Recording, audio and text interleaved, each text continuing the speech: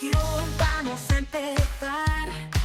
Grandes aprendizajes nos va a regalar. Libros para emprendedores vamos a explorar. Cada resumen nos va a transformar.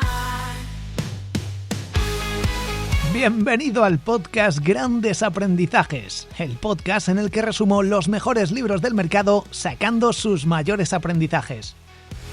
Y es que la mayoría de los libros añaden textos y más textos para rellenar que no aportan ni sirven de nada y que te hacen perder cientos de horas de tu tiempo. Yo hago el trabajo sucio leyendo cientos de libros y sacando los aprendizajes que más nos pueden ayudar en la vida para contártelos en el menor tiempo posible y yendo directo al grano. Hoy te traigo un resumen con los mayores aprendizajes del libro El hombre en busca de sentido, escrito por Viktor Frankl. Recuerda que puedes escuchar el resto de mis podcasts y suscribirte a mi newsletter privada para emprendedores desde borjagirón.com.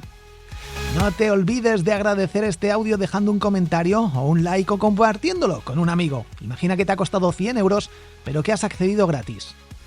Ahora sí, vamos con los aprendizajes del libro El hombre en busca de sentido, escrito por Viktor Frankl. Viktor Frankl era psicólogo y una de las preguntas que hacía a sus pacientes con problemas graves era ¿por qué no te suicidas? Podían decirle que por sus hijos, por una historia del pasado o por una habilidad que querían desarrollar. En función de su respuesta, adaptaba la terapia a cada caso. Aquí viene el primer gran aprendizaje del libro, que consiste en primer lugar, en saber escuchar para luego saber adaptar tu mensaje a cada caso particular. Esto es aplicable en psicología, pero también a la hora de vender, a la hora de ligar o incluso de manipular a alguien para que se una a una secta. El arte de ir tirando del hilo para encontrar la raíz de los problemas y para así encontrar una solución es lo que el doctor Viktor Frankl llamó logoterapia. El doctor Frankl fue prisionero en los campos de concentración de los nazis y aprovechó esa terrible experiencia para desarrollar su propio método de psicología. Crear este método y escribir este libro para darlo a conocer y así hacerse rico y famoso fue el motivo que le permitió querer seguir viviendo cuando le habían quitado todo. Viktor, al igual que Sigmund Freud, se centró en estudiar la neurosis y también se centró en la importancia de tener algo por lo que querer seguir viviendo. Otra gran revelación del libro consiste en sacar como conclusión que vivir es sufrir y sobrevivir es encontrar sentido al sufrimiento. De esta parte surge el llamado existencialismo.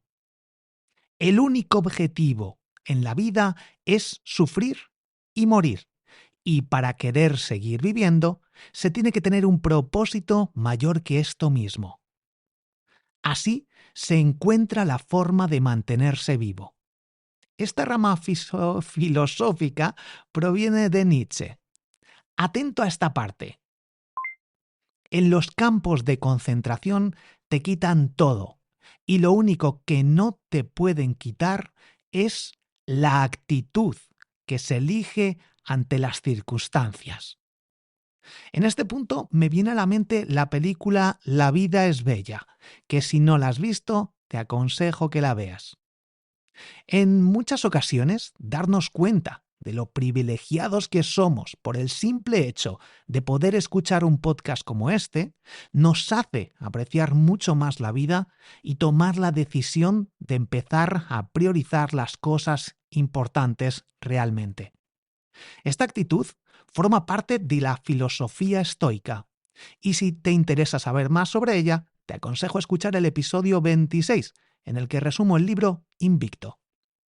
Viktor tiene un enfoque positivo a lo largo de todo el libro, lo cual es contrario a la corriente que era tendencia por parte de otros psicólogos de la época. La razón yo la veo clara.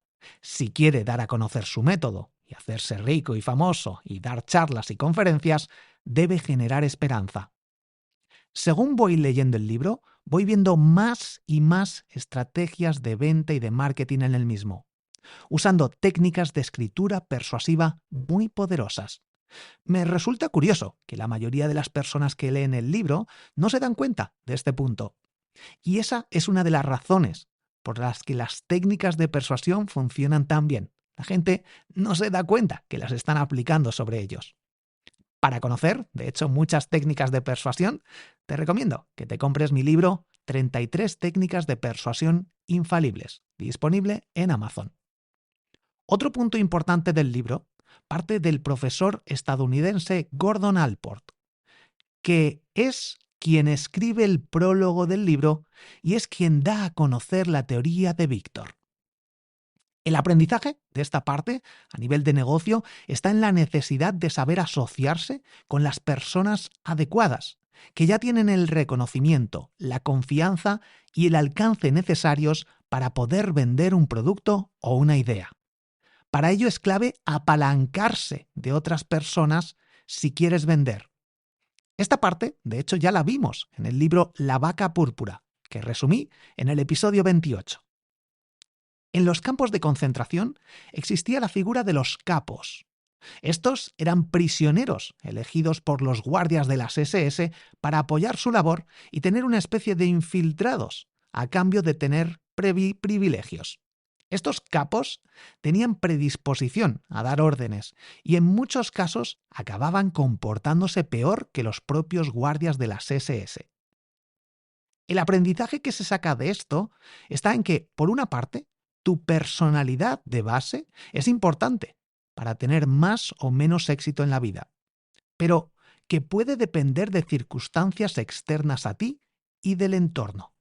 Y por otra parte, que no tener el control de tus decisiones te convierte en una marioneta. Con esto me refiero a que estos capos, si no cumplían con las expectativas de los guardias, eran relegados de su cargo y volvían a pasar hambre. Y por tanto, hacían lo que fuera para no volver a esa situación, incluso realizando acciones deplorables. Esto mismo lo puedo ver en el mundo del emprendimiento, en personas con miedo a la competencia, con la que no quieren colaborar y evitan darla a conocer a toda costa. Con respecto a los prisioneros, lo que más les motivaba a mantenerse con vida era la posibilidad de volver a ver a sus familias o salvar a sus amigos. En los momentos en los que se elegía a los más débiles y enfermos para ser trasladados a las cámaras de gas, se hacía lo que fuera para que no fueran ellos ni sus amigos los elegidos. De hecho, los más honrados no volvieron nunca. Y ese es un duro aprendizaje. Víctor era el prisionero 119.104 y fue un prisionero más en Auschwitz. En el libro describe las fases del internamiento en el campo de concentración, con una primera fase de shock, en la que había gente que se evadía incluso usando el humor. Su positividad reconoce que siempre le ayudó a superar las dificultades. Existe en psiquiatría la llamada ilusión del indulto, que hacía que la gente mantuviese la esperanza de que todo acabaría bien. Para hacer creer a los prisioneros nuevos que no todo era tan malo, eran recibidos por otros prisioneros mejor alimentados, cuya labor era justo esa, la de recibir a los nuevos prisioneros. Con esto se conseguía generar una sensación de que no era tan malo como parecía en un inicio. De aquí se saca un gran aprendizaje que se usa en marketing político y que consiste en maquillar las cifras o cambiar el nombre a las cosas para hacer creer a la población que las cosas no van tan mal. Incluso hacen que se ponga el foco en ciertas cosas, como en un partido de fútbol o en cierto escándalo de una celebridad, para tapar la realidad económica o un caso de corrupción política. Incluso en ocasiones algunas leyes que van metiendo por detrás. Los intercambios de un poco de pan, aguardiente o cigarrillos estaban a la orden del día. Un día llegó la primera criba. Cerca del 90% de las personas las mandaron al crematorio, después de ponerse en 2 filas, una de hombres y otra de mujeres, mientras un oficial señalaba uno a uno a la izquierda o a la derecha, según desfilaban frente a él. Los prisioneros no supieron el significado real hasta el día siguiente. Los guardias de las SS eran bastante amigables al inicio. Obviamente había una razón para ello. Querían que les dieran sus relojes o joyas antes de que tuvieran que depositarlas en los lugares apropiados para ello. Y los prisioneros se los darían a los más simpáticos. Otro aprendizaje: cuidado con las apariencias. Hubo un momento en el que la vida que había tenido hasta entonces Víctor se desvaneció. Víctor ya tenía la idea de publicar este libro en esos momentos y disponía de un pequeño rollo de papel en el que iría escribiendo y que sería su tesoro. Cuenta también cómo comenzó a surgir un humor macabro entre ellos cuando salía agua de las duchas, por ejemplo. También se generaba una sensación de curiosidad para saber quién viviría y quién no, o si se resfriarían por pasar tanto frío y estar de pie durante horas, algo que en un inicio no pasó, pero que después muchos morirían por enfermedades o por tifus. Tampoco se cepillaban los dientes y sus dentaduras parecían más saludables incluso. Los que tenían insomnio se les quitó en el campamento, incluso durmiendo con ronquidos y apretujados. En este punto tengo que indicar que al no comer casi nada, creo que es normal que los dientes no tuvieran tantos problemas como podrían tener anteriormente. Y con todo lo vivido, día a día no había opción para el insomnio. La capacidad del ser humano es increíble y gran parte de los problemas que tenemos vienen condicionados por el entorno. El entorno, la gente con la que estás, la ciudad, lo que sucede a tu alrededor y lo que se le da importancia condiciona enormemente nuestra vida. Quédate con eso y cambia el entorno si quieres cambiar tus resultados. El pensamiento de suicidio corría por la mente de todos en algún momento. Además, la emoción de añoranza por su hogar y familia o la repugnancia por todo lo que se veía a su alrededor se iba acabando como consecuencia de lo vivido en el día a día. Y tras toda esa fase de shock llegaba la apatía, a modo de protección natural ante lo que se veía y ante los golpes que daban los guardias de las SS sin razón alguna, generando una agonía mental por estas injusticias más allá del propio dolor físico. Cada golpe solía acompañarse de insultos, también como consecuencia del hambre y de la falta de sueño por los bichos de los barracones y la falta de higiene. De aquí sacamos la importancia que debemos darle al sueño y a la alimentación para poder rendir en la vida y en nuestros negocios.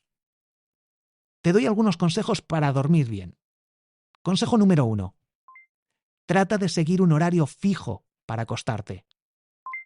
Si puedes, no uses despertador. Duerme en silencio y en oscuridad. Evita el uso de pantallas y luz artificial 30 minutos antes de dormir. De hecho, yo lo que hago es dejar el móvil en modo avión en el salón un poco antes de irme a la cama. Trata de tomar el sol al despertarte.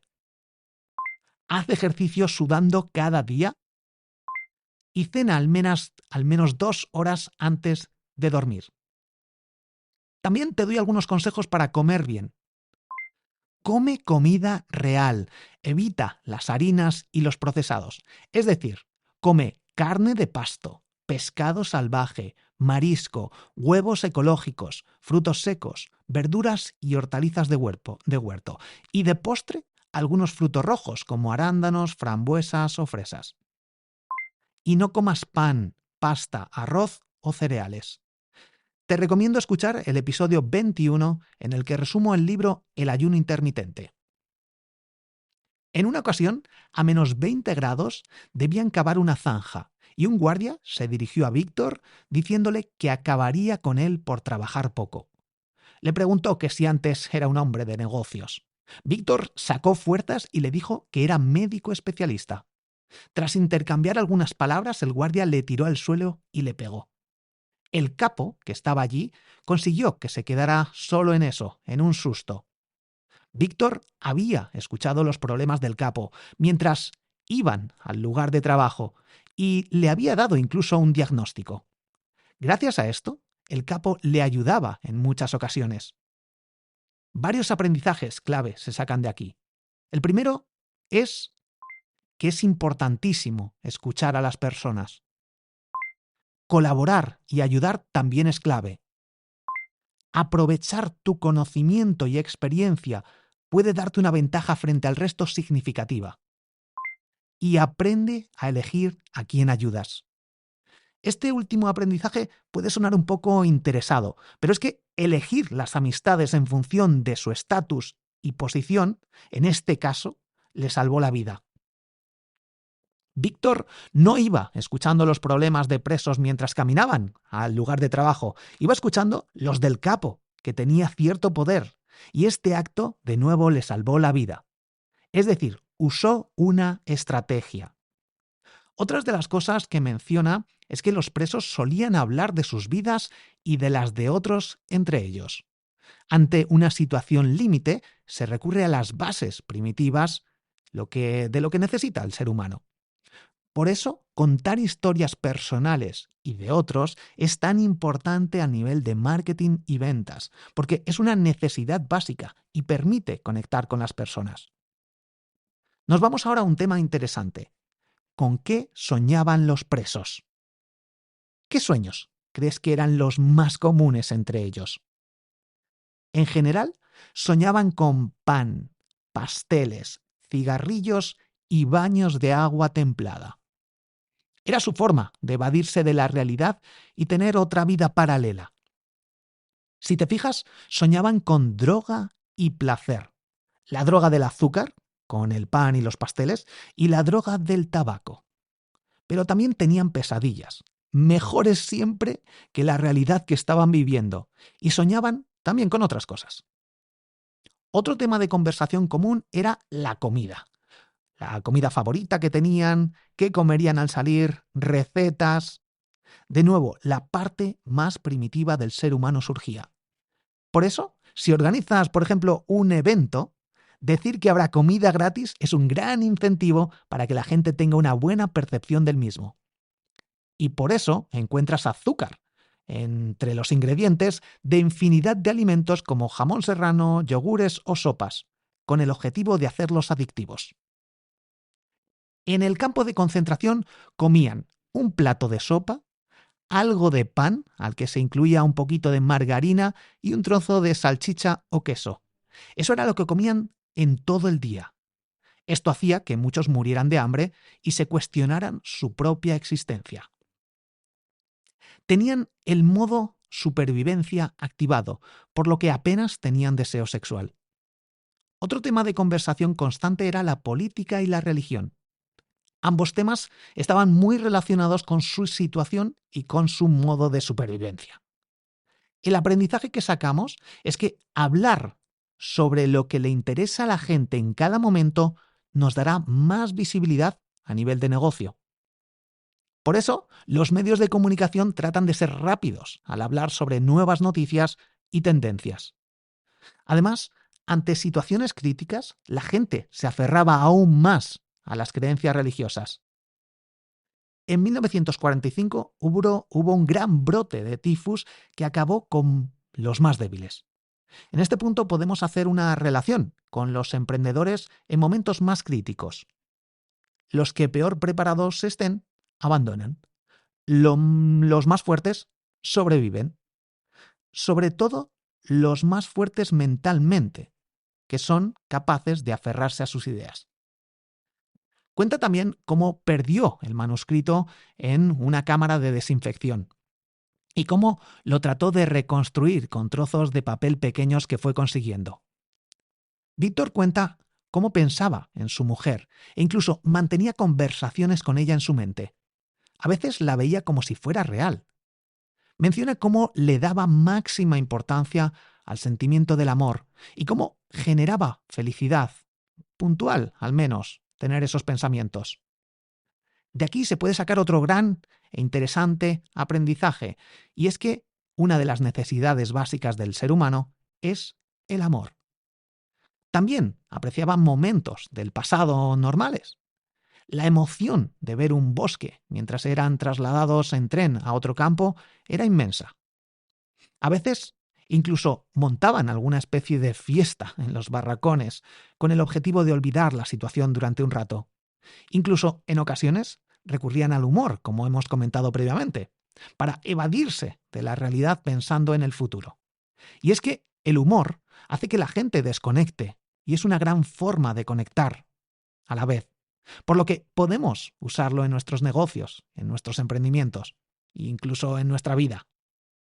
En una ocasión les trasladaron a otro campo y cuando vieron que iban a un campo en el que no había cámaras de gas, saltaron de alegría y mantuvieron esa alegría a pesar de las condiciones en las que estaban.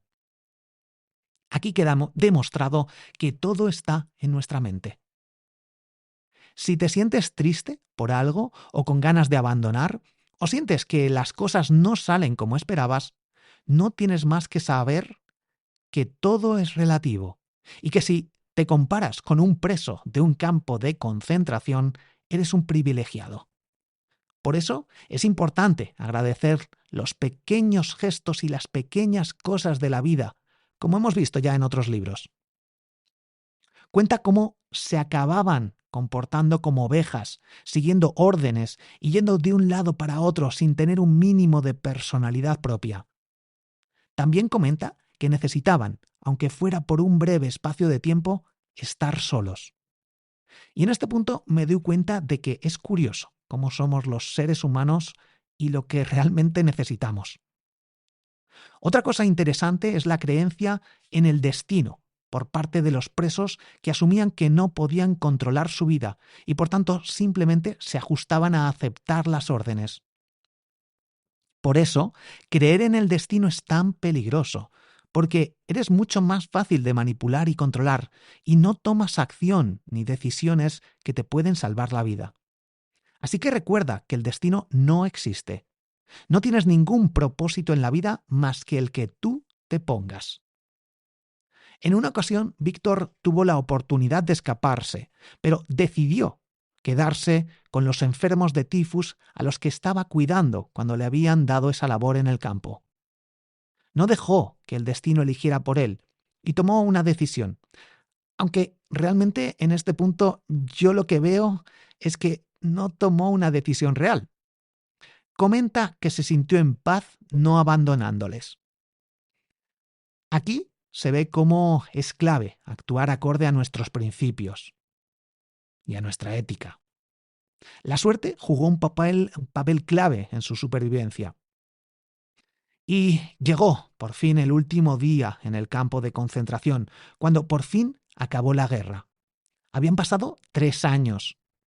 Entró un camión de la Cruz Roja para asistir a los pocos que quedaban, ya que el resto habían sido evacuados a otros campos días antes. En esta parte final del libro, Víctor hace alarde de su conocimiento como psiquiatra y analiza la situación vivida por parte de los prisioneros, haciéndose preguntas como ¿puede escapar el hombre ante lo que le rodea? ¿O puede elegir realmente? Él concluye que el hombre, independientemente del entorno, puede tomar decisiones. Este es para mí el aprendizaje clave, y te lo repito una vez, porque ya lo he comentado previamente. Al hombre se le puede arrebatar todo, salvo una cosa, la última de las libertades humanas, la elección de la actitud personal ante un conjunto de circunstancias para decidir su propio camino. Y esto lo podemos extrapolar a nuestro día a día, ya que tomamos decisiones cada día, cada minuto, cada segundo. Ver Netflix o leer un libro. Crear contenido estratégico o tumbarte en el sofá. Darle like a un episodio de podcast que te ha ayudado o esperar a escuchar el próximo episodio. Tomamos decisiones que afectan en nuestra vida cientos de veces cada día. Debes pararte y decidir en lugar de ir en piloto automático. Tomar estas decisiones son las que hacen que nuestra vida tenga sentido y le otorguemos nuestro propio propósito. Concluye diciendo que el sufrimiento es un aspecto de la vida que no puede erradicarse, como no puede apartarse el destino o la muerte. Con respecto a la muerte, yo personalmente creo que la venceremos en unos pocos años, 50, 60 años. No todos esos aspectos de la vida, sin esos aspectos, de hecho, la vida no es completa, según dice Víctor. Y continúa. La máxima preocupación de los prisioneros se resumía en una pregunta: ¿sobreviviremos al campo de concentración? De lo contrario, todos estos sufrimientos carecerían de sentido. Pero Víctor se hacía otra pregunta en lugar de esa. ¿Tiene todo esto sentido? Y aquí es donde vemos cómo para él sobrevivir sin más no era suficiente. Tenía que sacarle partido a todo este sufrimiento, tenía que contárselo al mundo, tenía que publicar sus notas, tenía que crear su propio destino, tenía que aprovechar la oportunidad. Lo peor para los prisioneros era no saber cuánto tiempo iba a durar el encarcelamiento. Aquí entra un problema que yo veo con los creyentes. Creen que vivirán eternamente, que tras la muerte irán al cielo, es decir, que hay un plan B tras la muerte. Y ese hecho hace que no tomen ciertas decisiones importantes, hace que se dejen llevar por el destino, hace que permitan tener vidas mediocres, hace que se acepten situaciones y comportamientos de otros hacia ellos como los prisioneros de los campos. Hace que no sean libres. Pero esta es solo mi percepción personal. En cualquier caso, para motivar a un preso y aumentar su confianza, se debía tratar de crear una meta futura en la que se viera reflejado. Debía focalizarse en un hijo o en una esposa, en un proyecto de trabajo, en escribir un libro. Se debía buscar ese motivador. Si se perdía toda esperanza hacia el futuro, el preso se condenaba. Se quedaba en el barracón y se entregaba a la muerte, por mucho que los guardias le ordenaran o le pegaran. Ya nada le importaba. Su mente había decidido acabar con todo. Por eso, hacer que el cliente visualice su futuro funciona también en el mundo del marketing y de las ventas. ¿Cómo te ves en 5 años? ¿Y en 10 años? ¿Qué puedes hacer hoy para acercarte a esa situación? ¿Crees que estar en el Club de Emprendedores Triunfers, que incluye un podcast secreto, sesiones de mastermind semanales, un grupo de ayuda con infinidad de expertos y cursos de marketing digital, te puede ayudar a conseguir esos objetivos? Víctor comenta que se veía dando una charla en un auditorio repleto de personas sobre la psicología de un campo de concentración. Menciona una interesante frase de Nietzsche: quien tiene algo por qué vivir es capaz de soportar cualquier cómo. Y como esto se consigue, ¿cómo se consigue? Mediante la acción, no con palabras o pensando en el sentido de la vida, aunque hay tiempo para todo. De hecho, en un momento Víctor ofreció una charla motivadora a los presos, hablando del futuro, del pasado y citando algunas frases célebres para no sonar como un predicador y que así calara más su mensaje. Sin duda, Víctor sabía de persuasión. En esta última parte cuenta la psicología de los prisioneros tras la liberación y habla del comportamiento de los guardias. En cuanto a los guardias y capos, se les elegía por sus cualidades innatas. Muchos eran sádicos diagnosticados, y los que no tenían tal diagnóstico simplemente se dejaban llevar por la situación y lo que se había convertido en normal. Además, sabían las implicaciones que tenía no comportarse como se esperaba de ellos. Algunos comandantes, también se sabe, que compraban ciertos medicamentos a escondidas para dárselos a los enfermos. Víctor concluye que hay hombres decentes o indecentes, Y esto no está condicionado por su posición social. Los prisioneros, una vez liberados, pasaron de un estado de ansiedad a uno de relajación. Con cautela, caminaron fuera del campo de concentración, mirándose unos a otros, y los guardias, ya vestidos de civiles, les ofrecían cigarrillos. Se decían entre ellos: «¡Somos libres!», incrédulos. El sentimiento de alegría no llegó a ellos hasta que volvieron a aprenderlo, ya que su cerebro había sufrido demasiado. Habían sufrido una despersonalización y estaban como en un sueño. Después comían y hablaban sin parar, aunque algunos presos tardaron en soltar sus primeras palabras. Algunos presos ya no entendían la libertad y otros creían que ahora podían hacer lo que quisieran sin límites. Creían que ahora tenían derecho a todo. Muchos otros sintieron amargura y desilusión para volver a su vida, en concreto cuando la gente que esperaban ya no estaba, y también cuando las personas no les trataban de forma especial. Aquí vemos la importancia que le damos a que otros reconozcan nuestros logros o sufrimientos. Por eso las redes sociales crean esos logros y dan insignias y regalos y promociones al llegar a 100.000 seguidores o a 1.000.000 o cuando consigues cualquier cosa. Es su forma de engancharte. A nivel psicológico, necesitaban ver que ahora su vida les esperaba para encauzarla por donde ellos quisieran. Y los que habían vivido para reencontrarse con su mujer o hijos y ya no estaban, sufrían un duro golpe.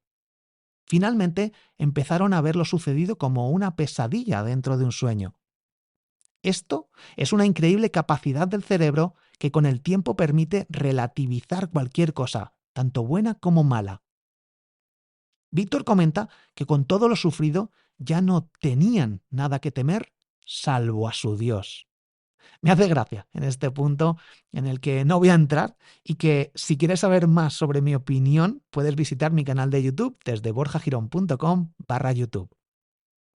Vamos con algunas ideas interesantes. Algunas profesiones con reputación, como médico o incluso psicólogo, y comunicarlo, ofrece grandes oportunidades en algunos momentos. A nivel de ventas, escribir un libro es una estrategia muy buena y muy poderosa, y más ante la poca capacidad de atención que tiene la gente en la actualidad. Ya vimos esta estrategia de escribir un libro con el objetivo de vender algo, aplicada en el libro Inteligencia Emocional, que puedes escuchar resumido en el episodio 30. En este libro sucede lo mismo, pero de una forma aún más emocional ante los acontecimientos tan dramáticos vividos. Y es que el libro tiene una segunda parte, en la que el autor comenta los principios básicos de la logoterapia, en la que vende su propio método de psicología. Te voy a leer cómo comienza. Los lectores de mi breve relato autobiográfico me pidieron que hiciera una exposición más directa y completa de mi doctrina terapéutica. Y en otra parte dice, los lectores me acosaban pidiéndome que trate más detenidamente el tema. Esta es una muy usada estrategia de marketing que puede ser cierta o no, pero que veo en infinidad de perfiles en redes sociales. Puede haber una persona, cientos, miles o ninguna, las que te piden que hablaras sobre tu método. El objetivo es decir algo así, es representar que hay mucha gente interesada y, por tanto, cuando hay mucha gente interesada, nuestro cerebro no quiere quedarse fuera del grupo y perder la oportunidad. Es una forma de generar confianza y aumentar las probabilidades de venta. Aquí va otra perla de esta última parte del libro. Recuerdo a un colega norteamericano que un día me preguntó en mi clínica de Viena. Realmente lo que le preguntó da igual. Quiero que te quedes con esa frase, a priori insignificante, pero con la que da a conocer su clínica de Viena y cómo gente desde Norteamérica acudió a ella, con todo lo que esto implica.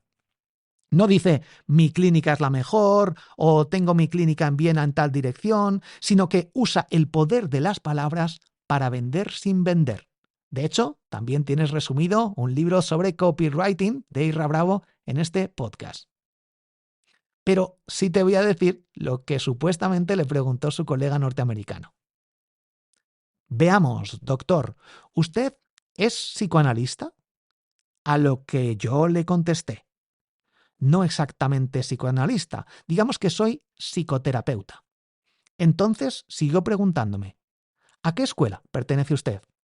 Es mi propia teoría, se llama logoterapia. Si te fijas de nuevo, a modo de conversación y como si fuera otro el interesado, explica lo que a él le interesa transmitir, pero no desde el yo, o el cómprame, cómprame. Sabe que eso no vende, sabe que a todos nos encanta comprar, pero que a nadie le gusta que le vendan. Pero recuerda que él decide qué escribir en su libro. La logoterapia mira hacia el futuro y hacia lo que tiene que hacer el paciente. Comenta que la logoterapia evita los problemas que aparecen con los tratamientos tradicionales de los neuróticos. Es decir, critica la competencia para posicionarse como líder en estos tratamientos de nicho. Toma notas. Esto es marketing en estado puro. Luego explica de dónde sacó el nombre de logoterapia, algo que también conecta mucho con las personas. La búsqueda por parte del hombre del sentido de la vida es una fuerza instintiva y por eso ofrecer un servicio o producto que ayude en este aspecto aumentará las ventas.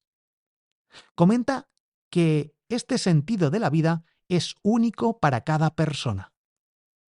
Atento a lo siguiente. La gente necesita algo por lo que vivir y algo por lo que estar dispuesto a morir. En esta parte de venta del libro se nota una complicación mayor en sus palabras y frases. Creo que trata de mostrar su conocimiento de forma que a la gente le cueste entenderlo, para así posicionarse como un gran experto. Y también porque ya no se dirige a un lector común, se dirige a expertos, para que le llamen para dar charlas o le refieran pacientes. Por eso, la mayoría de la gente que lee el libro no se lee esta última parte. Otro gran aprendizaje. Conoce a tu público y define a quién quieres llegar en cada momento. Víctor compara la logoterapia con el psicoanálisis y muestra casos de éxito de sus pacientes. Curiosamente, no muestra casos de pacientes a los que no les solucionó su problema. Esta estrategia de mostrar solo los casos de éxito es muy usada en marketing, porque parece que eres tonto si no le contratas. Cuando alguien muestra solo un lado, debes saber que te están tratando de manipular. Comenta también que la gente, en la actualidad, no sabe lo que tiene que hacer con su vida, y muchos no saben ni lo que les gusta. Por eso se conforman y hacen lo que hace el resto, o simplemente hacen lo que otros les dicen que deben hacer. Este vacío existencial es cada vez mayor, y la gente trata de rellenarlo de cualquier forma. Sexo, dinero, drogas. Como conclusión, tú eres el único responsable de tu vida. Imagina que esta vida es tu segunda oportunidad y no puedes desaprovecharla. Comenta que la autorrealización nunca debe considerarse como un fin, ni como el sentido de la vida. El amor es fundamental para poder encontrar el sentido de la vida en distintos momentos, pero también el sufrimiento. Y como ya vimos, la clave está en la actitud que se toma ante ese sufrimiento. Bajo mi punto de vista, estos momentos nos hacen apreciar más el resto y por tanto el sufrimiento puede tener un propósito. El sentido de la vida, para mí, es inspirar a otros para que hagan lo que realmente quieren hacer con su vida. Y para ello, debo mostrarles la realidad que muchas veces no quieren oír. Pero si realmente alguien quiere encontrar su propósito y su propio sentido de la vida, mis palabras le acercarán a ese propósito. Y de esta manera no hay que sufrir sin necesidad para poder disfrutar más de la vida. Además, pensar en lo que te dirías en tu lecho de muerte, al igual que consideraban los estoicos y que ya vimos en el resumen del libro Invicto, episodio 26, es revelador para tomar mejores decisiones y cambiar nuestro punto de vista. Trata de verte tú en ese momento fatídico, en ese lecho de muerte, y qué te gustaría decirte a ti mismo. Para terminar, me quedo con lo que es para mí el resumen del libro. En los campos de concentración te quitan todo y lo único que no te pueden quitar es la actitud que se elige ante las circunstancias. Si te has fijado, he profundizado en la parte del libro que no se ve y he sacado grandes aprendizajes tanto a nivel de negocio y marketing como de vida.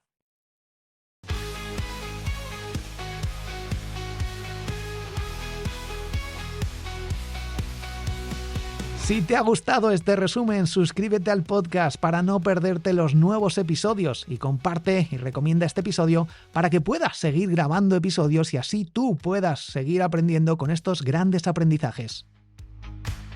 Imagina que este audio te ha costado 100 euros, pero que lo has recibido completamente gratis. Agradécelo dejando un comentario en Spotify, YouTube o iVoox. Soy Borja Girón y recuerda que puedes conocer mi historia y aprender y crecer y crear tu propio negocio o hacerlo crecer entrando en borjagirón.com. Muchísimas gracias por estar al otro lado y nos vemos en el próximo episodio del podcast Grandes Aprendizajes. Un fuerte abrazo. Te quiero.